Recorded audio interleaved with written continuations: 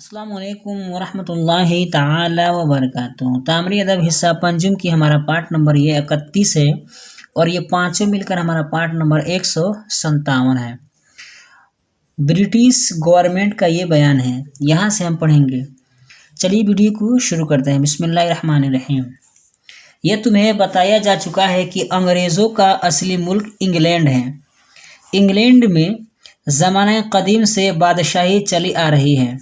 وہاں کی حکومت کا نام برطانوی حکومت ہے، جسے انگریزی زبان میں برٹش گورنمنٹ کہتے ہیں۔ جب انگریز شاہکار اپنے وطن انگلینڈ سے ہندوستان آئے تو یہاں انہوں نے تجارتی کاروبار کا سلسلہ قائم کیا اور اس میں خوب ترقی کی۔ پھر بعد میں انہوں نے مغل بادشاہوں کی بے بسی اور کمزوری سے فائدہ اٹھاتے ہوئے ایسٹ انڈیا کمپنی کے نام سے اپنی انگریز حکومت قائم کر لی۔ انگلینڈ کی حکومت برطانیہ نے اگرچہ ایسٹ انڈیا کمپنی کی اس نئی حکومت جائز قرار دیا تھا اور ہندوستان کا نظام درست رکھنے کے لیے کمپنی کے نام ہدایت و فرمان بھی بھیجتی رہی، لیکن خود اس نے ہندوستان کی انگریزی حکومت کے اختیارات اپنے ہاتھ میں نہیں لیے، بلکہ کمپنی ہی کے ہاتھ میں رہنے دیا، جس کے باعث کمپنی کے کرتا دھرتا اور حکام آزاد بن کر ہندوستان میں اپنی منمانی حکومت کرتے رہے۔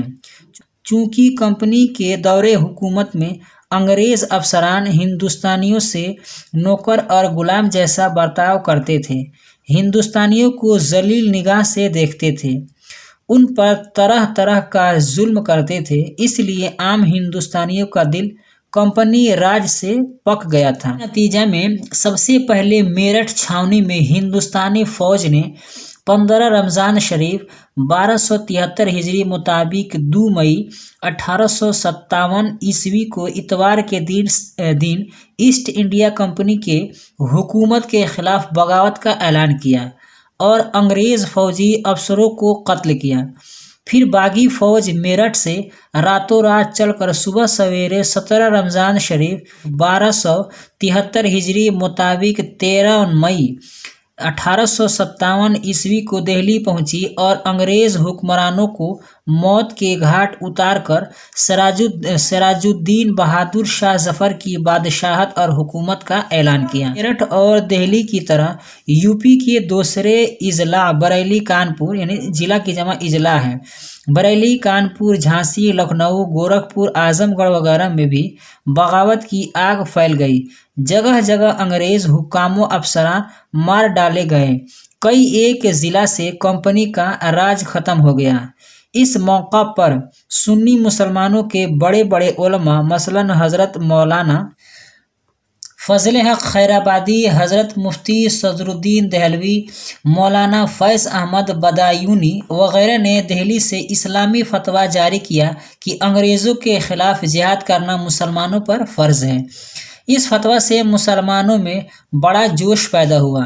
چنانچہ جب 16 محرم 1274 عیسوی مطابق 6 ستمبر 1857 عیسوی کو انگریزوں نے پنجاب کی سکھ اور نیپال کی گورکھا فوج کی مدد سے دہلی پر حملہ کیا تو عام مسلمانوں نے بھی باغی فوج کے ساتھ انگریزوں کا مقابلہ کیا، لیکن چونکہ بہادر شاہ ظفر کے سمدھی مرزا الہی بخش اور شاہی طیب حکیم احسن اللہ خاں کو انگریزوں نے دولت اور کرسی کا لالچ دے کر توڑ لیا تھا، یہ دونوں مسلمانوں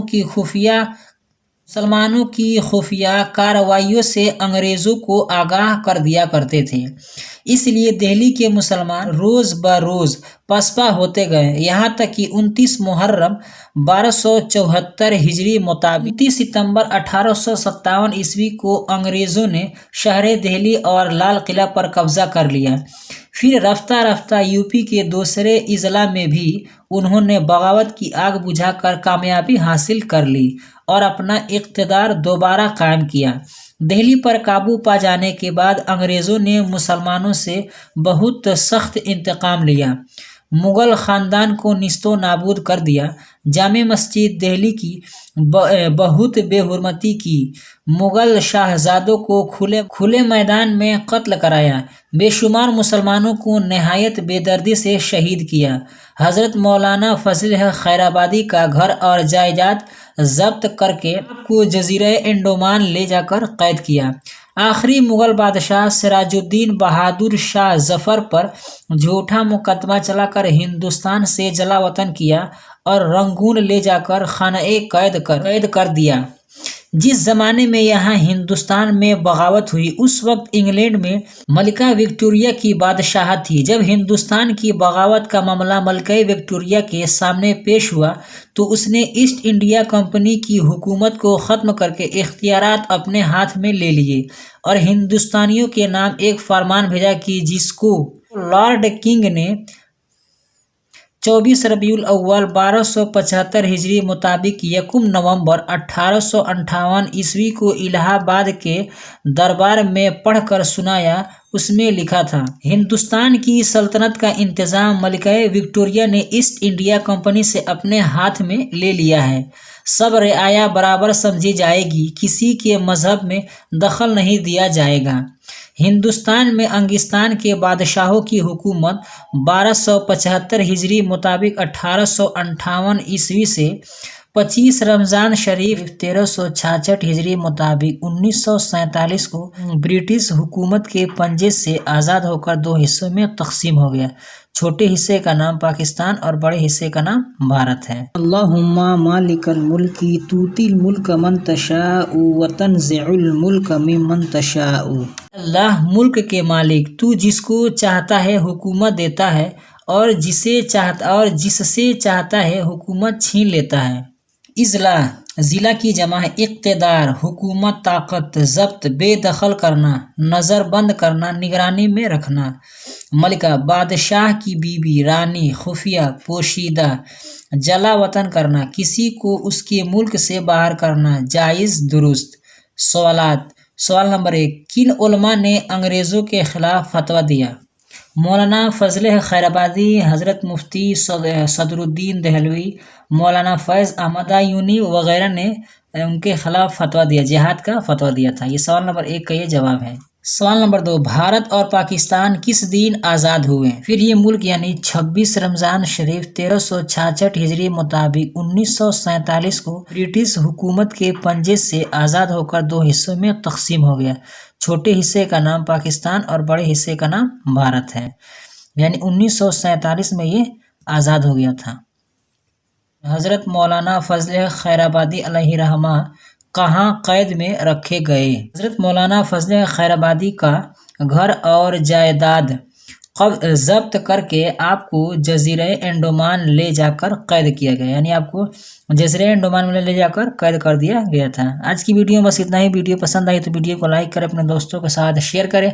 हमारे इस यूट्यूब चैनल पर नए हैं तो हमारे चैनल को सब्सक्राइब करके बेल आइकन को प्रेस कर दें ताकि हमारी हर आने वाली वीडियो की नोटिफिकेशन सबसे पहले आपको मिले। अस्सलाम वालेकुम रहमतुल्लाहि ताला व बरकातुहू।